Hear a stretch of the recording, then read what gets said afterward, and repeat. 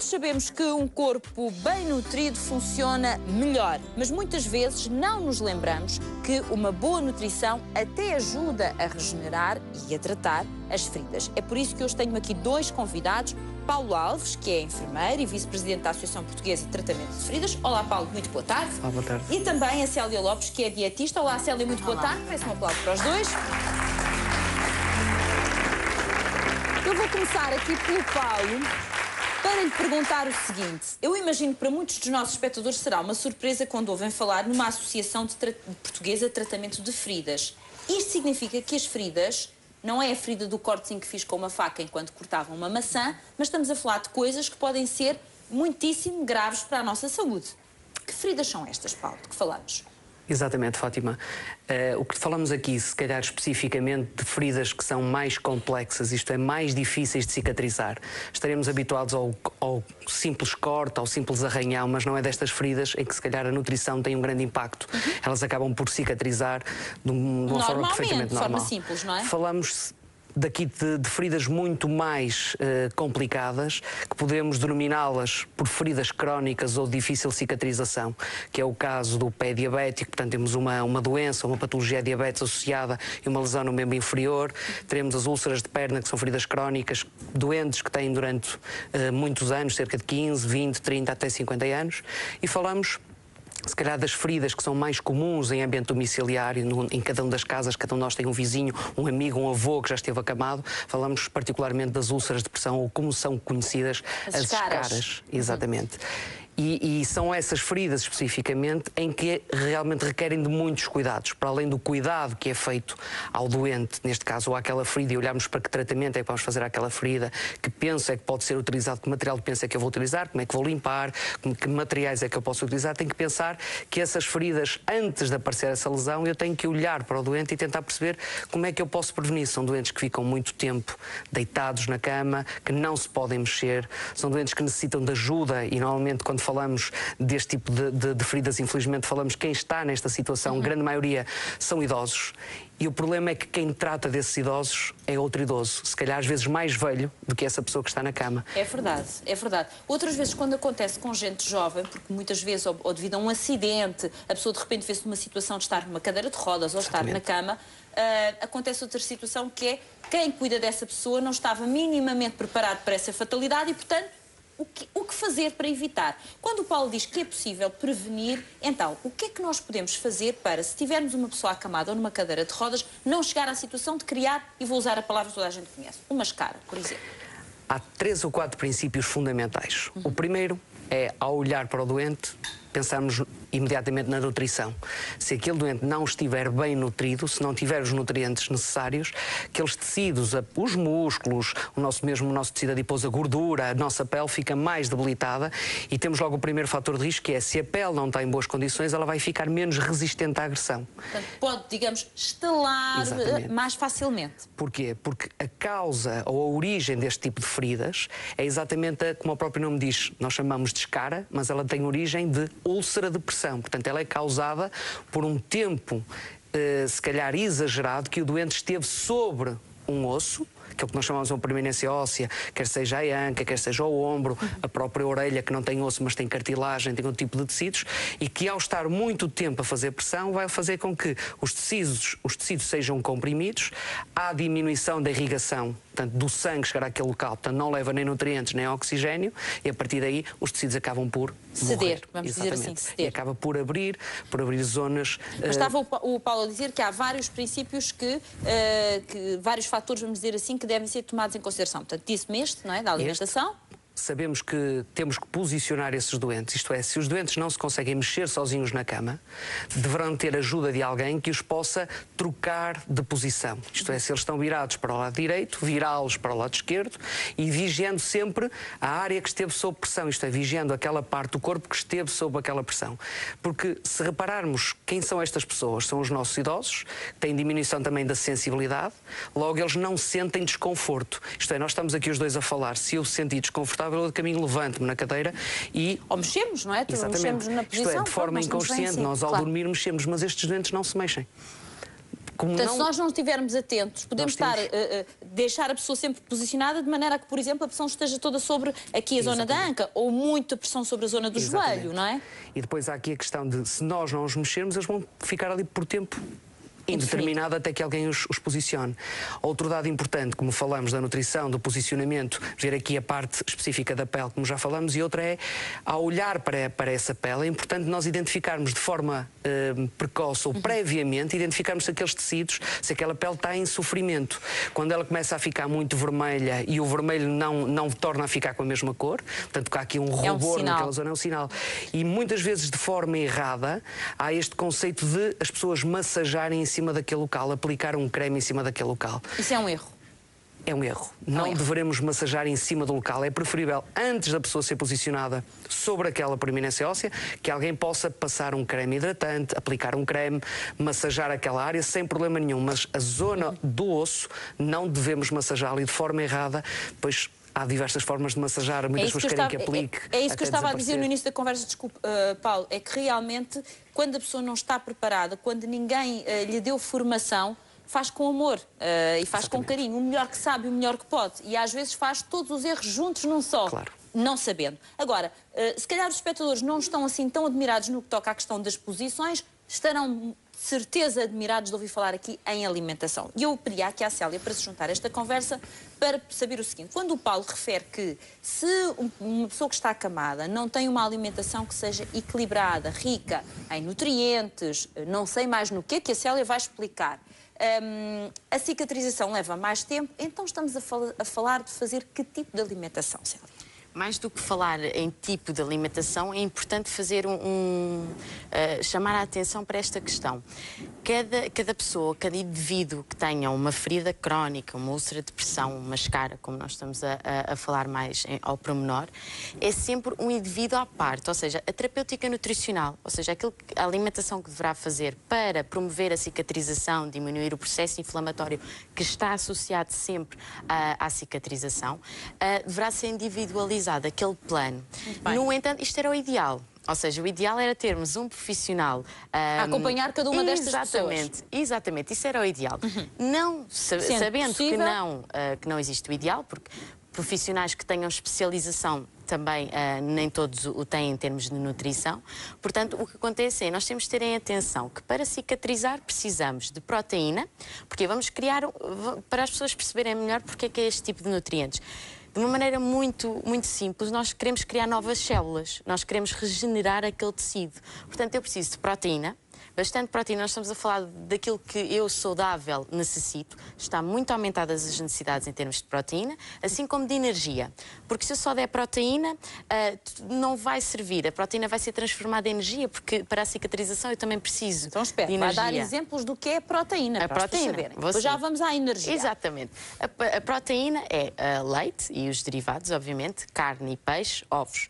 Basicamente são os que nos fornecem as proteínas mais completas em termos de aminoácidos, não é? O que forma a proteína.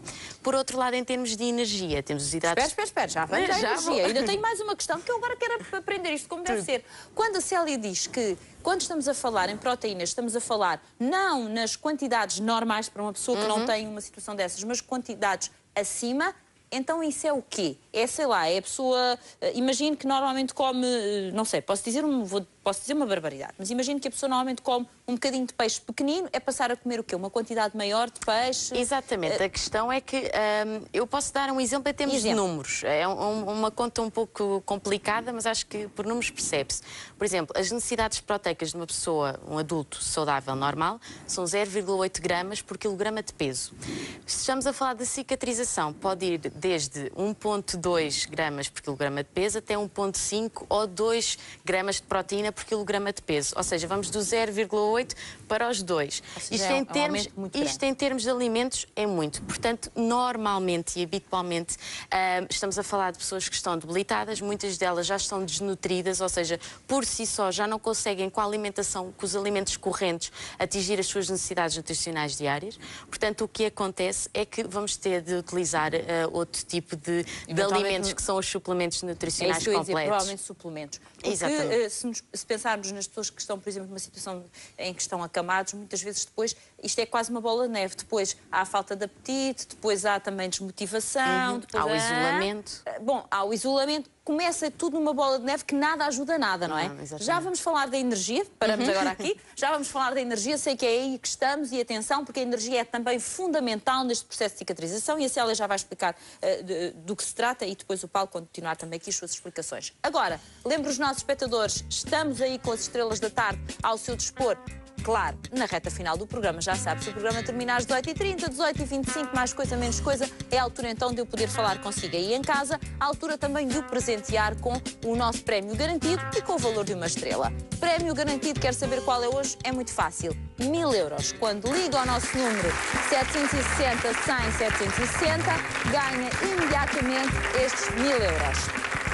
Não precisa de fazer nada para ganhar este dinheiro. Este dinheiro é a garantia. Assim que estiver ao telefone, tem a garantia de que este dinheiro vai mesmo para as suas mãos. Depois avançamos aqui para as nossas estrelas. Vamos ver qual delas é que hoje brilha mais para o seu lado. E então aí sim faremos uma pergunta. Acertou, maravilhoso, juntamos esse dinheiro aos 1000 euros. Se sair o jackpot, melhor ainda. Faz-se aqui uma festa, verdade, meninas? Nós até gostamos de festa. Faz-se aqui uma festa, você celebra aí em casa e dá uma grande volta na sua vida, porque o valor do jackpot está muito elevado e este dinheiro não vai ficar aqui toda a vida, como sabe. 760, 100, 760. O nosso número tem esta dupla vertente que é permitir as inscrições para o dinheiro que temos hoje e permitir as inscrições para os prémios de 1 de fevereiro. Fica logo tudo feito de uma vez só, o que é muito prático. No dia 1 de fevereiro damos os 6 prémios que temos, todos de uma vez só, a uma família. Portanto, há uma família em Portugal, algures, não sei onde, que vai então receber uma viatura nova,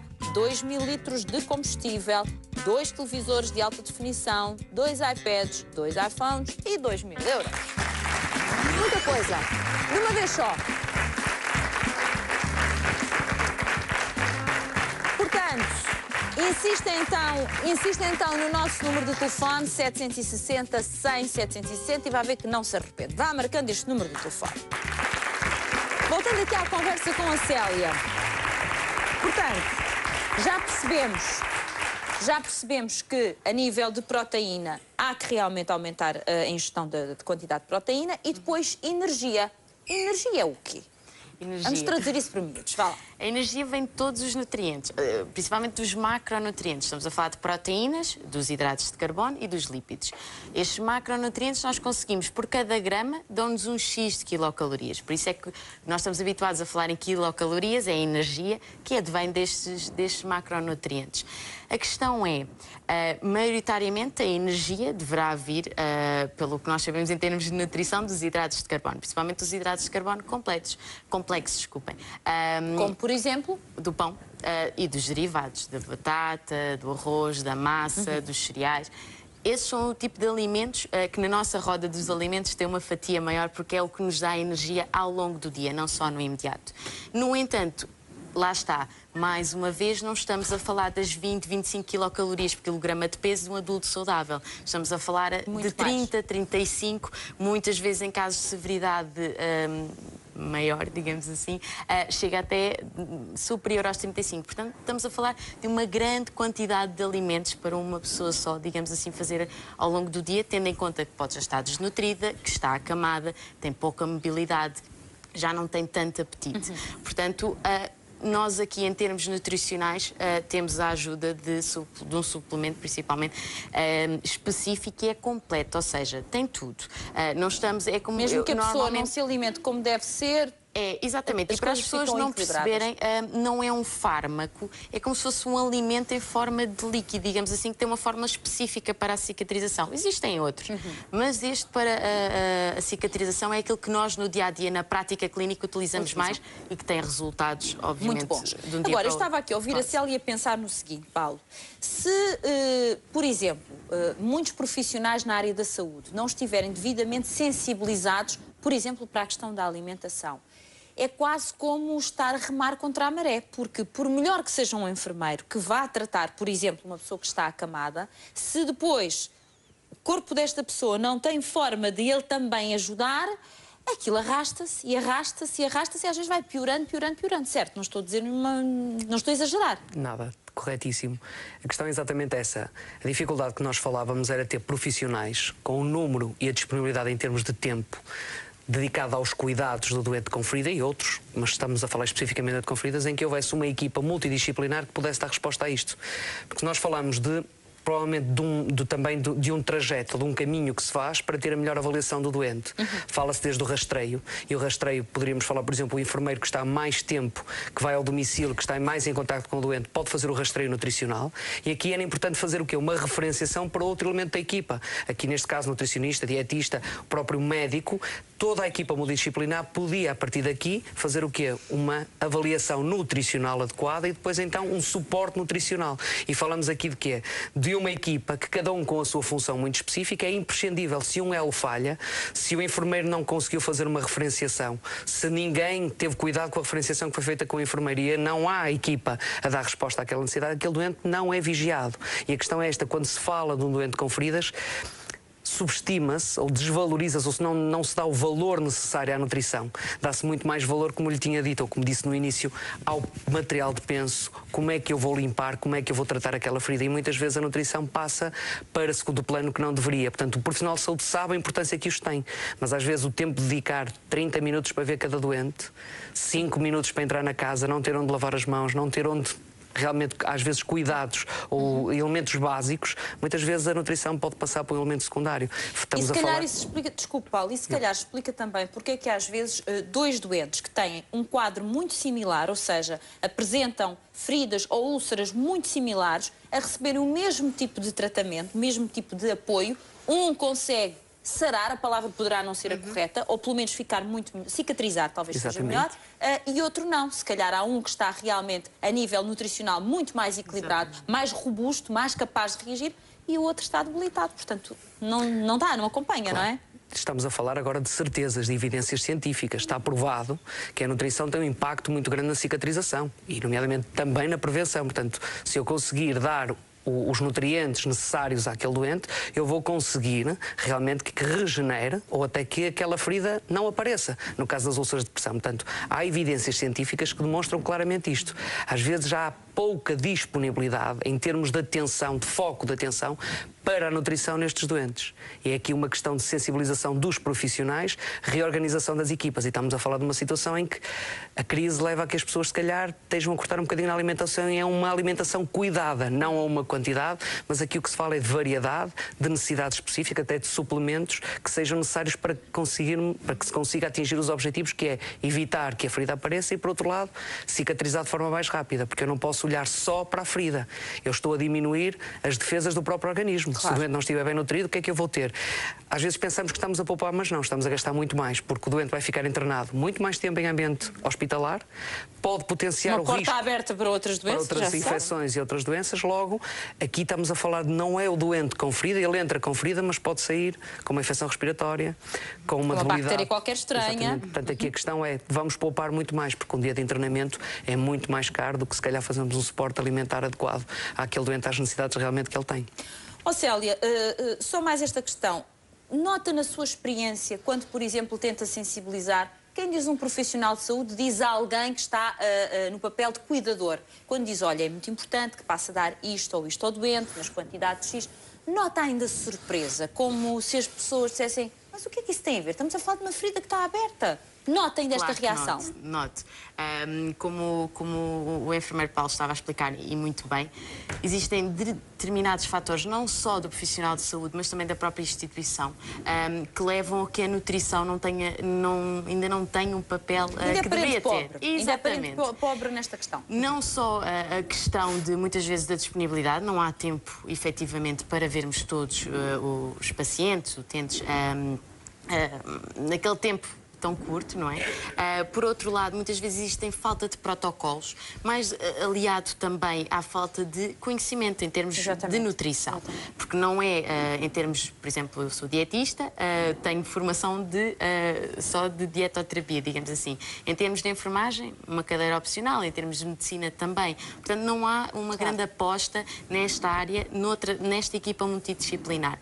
Portanto, tudo se resume a 8 palavras. É isto que eu digo. Rastreio nutricional precoce, precoce para uma intervenção nutricional individualizada. É isto que eu passo aos profissionais de saúde. Muito bem, eu acho que a vossa mensagem aqui, acaba por ser muito importante, não só para os profissionais, mas também para todas as pessoas que estão no papel de cuidadores, e são muitas, umas nas instituições, outras nas suas próprias casas. Isto será com certeza um alerta para fazerem ainda melhor dentro das suas capacidades. Agradeço aos dois a vossa presença, acho que foi muito útil esta conversa e desejo-vos muitas felicidades. Muito obrigada. Muito obrigado. Um grande aplauso. Obrigado.